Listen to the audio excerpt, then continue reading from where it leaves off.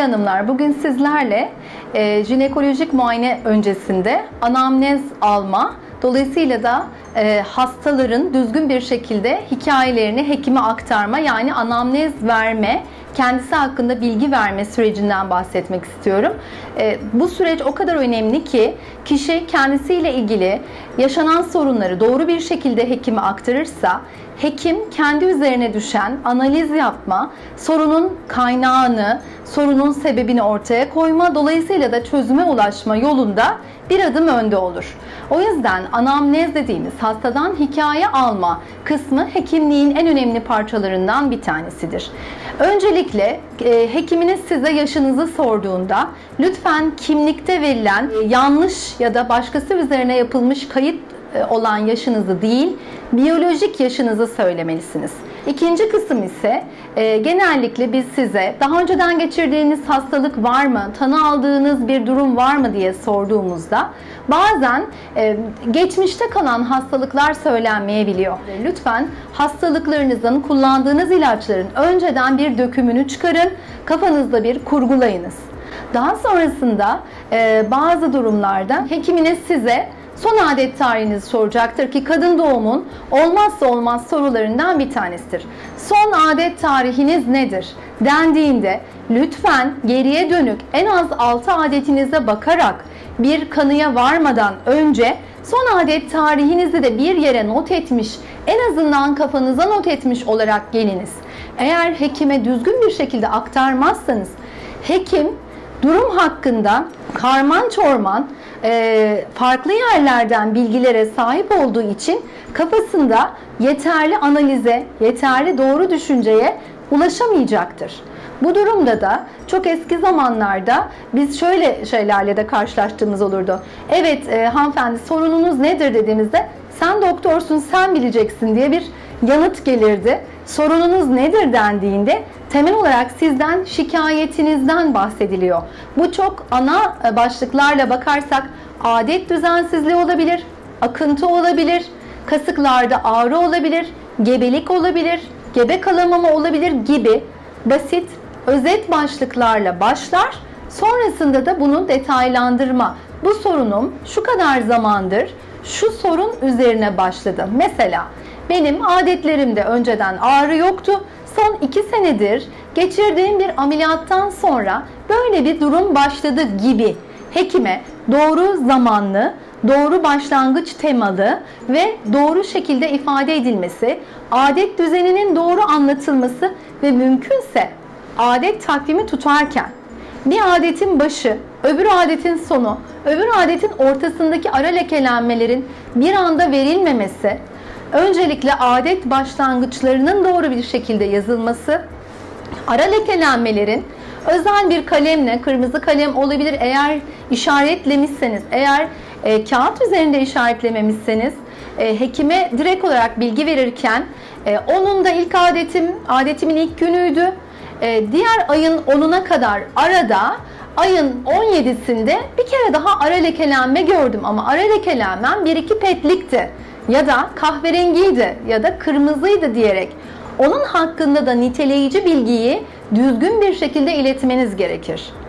Lütfen korunma yönteminizi de doğru olarak aktarınız.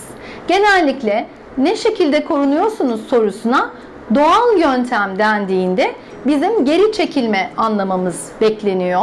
Doğal yöntem bazı kişilerde prezervatif olabiliyor. Bazısı ise hap kullanıyorum dedikten sonra 3 aylık mı, 1 aylık mı, hangi haplardan kullandığından bahsetmeyebiliyor. Lütfen doğum kontrol hapı kullanıyorsanız ismini, eğer yönteminizi tam olarak bilmiyorsanız geri çekilme, prezervatif, spiral, bunun önemini, anlamını önceden kavramaya çalışın. Eğer korunmuyorsanız da biz hiçbir şekilde korunmuyoruz diyerek belirtin. Bunun için korunmadan sonra, hastalıklar ve ilaçlardan sonra geçirdiğiniz ameliyatlar içinde çoğu zaman çoğu kadınlarda geçirdiğiniz bir operasyon var mı sorusuna şöyle bir yanıt geliyor. Hayır, hiçbir operasyonum yok. Peki çocuklarınızı ne şekilde doğurdunuz diye sorduğumuzda 3 sezaryanım var diyebiliyor. Sezaryanın da bir operasyon olduğunu, bir doğum şeklinin operatif şekli olduğunu, lütfen bunun da ameliyatlar içinde sayılması gerektiğini unutmayınız. Bu durumda sezaryenlerden bahsetmediğinizde hiç doğum yapmamış olduğunuz bile varsayılabiliyor. Çocuk hikayesine, doğumla ilgili hikaye verirken hangi çocuğunuzu hangi yılda doğurduğunuz, kaç kilo doğurduğunuz, evde mi hastanede mi doğurduğunuz, doğumunuzun ne şekilde olduğu, normal vajinal doğum mu, dikişli vajinal doğum mu, vakumla doğum mu, forsepsle doğum mu, doğumun süresiyle ilgili kadın hastalıkları ve doğum hekimini anlatırken zor doğumdu, omuz takıldı, vakum takıldı, bunlardan bahsetmeniz bir sonraki gebeliğinizle de ilgili, daha sonraki idrar kaçırma, rahim sarkması problemlerinizle de çok alakalı. Lütfen siz doğru tıbbi bilgiyi kendi hafızanıza önce bir yerleştiriniz. Güzel bir şekilde yazınız ve bu bilgileri doğru bir şekilde hekiminize aktarınız. Hekimden hekime aktarım sağlayabilirseniz mümkünse en sağlıklısı odur. Gittiğiniz ve daha önceden takiplerinizi yapan hekimden kendi kişisel dosyanızı, verilerinizi alıp bir sonraki hekime götürmek de, bunu doğru bir şekilde kaydını sağlamak da en önemli noktalardan bir tanesidir. Simir alınması, vajinal muayeneye hazırlanması öncesinde doğru bilgiler verilirse eğer, jinekolog muayene sırasında neler bekleyeceğini, muayene sırasında nelere bakması gerektiğini kafasına yerleştirmiş olur. Anamnez kısmında doğum anamnezini de verdikten sonra daha sonrasında hekime düzenli yaptığınız, ben senelik simirlerimi yaptırırım, senelik meme muayenemi şu kişide yaptırırım, senelik olarak şunları rutin olarak yaptırırım şeklinde genel alışkanlıklarınızdan, sağlık politikanızdan da bahsettikten sonra şikayetiniz kısmına geçer. Şikayetinizi de hekimin soruları doğrultusunda veya kendi örgünüz içinde doğru ifadelerle anlatmanız son derece önemlidir. Cinsel fonksiyon bozukluğu yakınması olan hastalarımızın orgazm olamıyorum, cinsel isteğim yok, vajinismusum diyecekse eğer ilk muayenesine mutlaka eşiyle gelmesi hekim için son derece sağlıklıdır.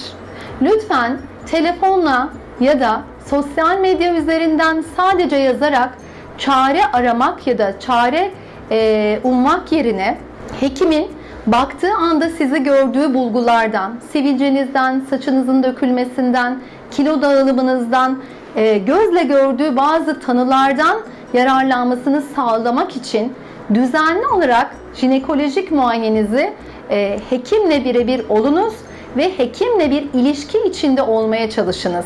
Bir seferki muayenenizi bir hekimde, öbür seneki muayenenizi başka bir hekimde yaptığınız anda görülebilecek ve önceden tanınabilecek ufak değişiklikler çok kolay bir şekilde gözden kaçabilir. Bugünkü konumuz jinekolojik muayeneden önce anamnezi doğru, sıralı ve düzgün bir şekilde verme yöntemleriydi.